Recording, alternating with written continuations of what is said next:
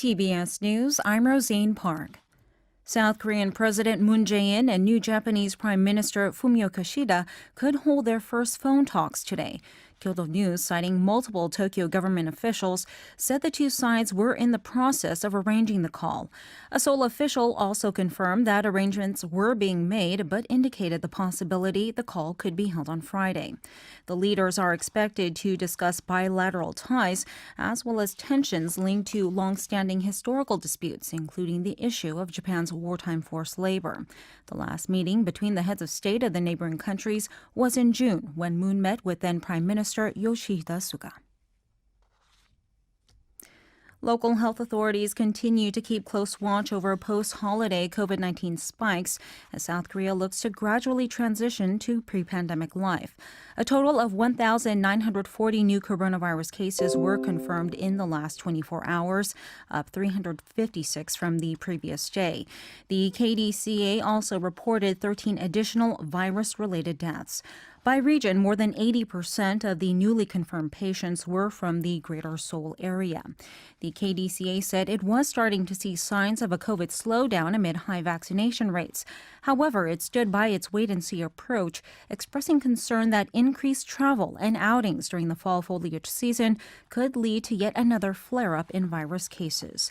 The spread of the highly contagious Delta variant is also a major concern. More than 61% of the population in South Korea has been fully vaccinated against COVID-19, and over 78% have received their first shots, according to the latest data. The number of global coronavirus infections fell in the last week, continuing a downward trend that's said to have begun in late August, according to the World Health Organization. In its weekly assessment of the pandemic, the WHO said there were about 2.8 million new cases and 46,000 confirmed deaths.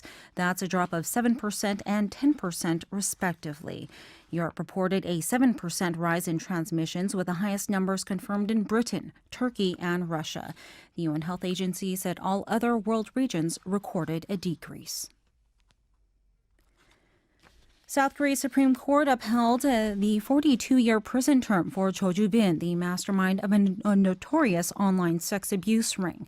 The top court today also backed orders by lower courts that Cho wear an electronic bracelet for 30 years after his release, pay a forfeiture of 100 million won, be banned from working at children-related facilities for 10 years after his release, and that his personal details be made public for a decade.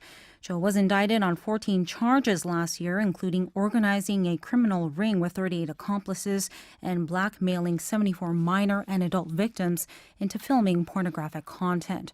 Cho then sold the illicit materials to members of an online chat room on the instant messaging platform Telegram.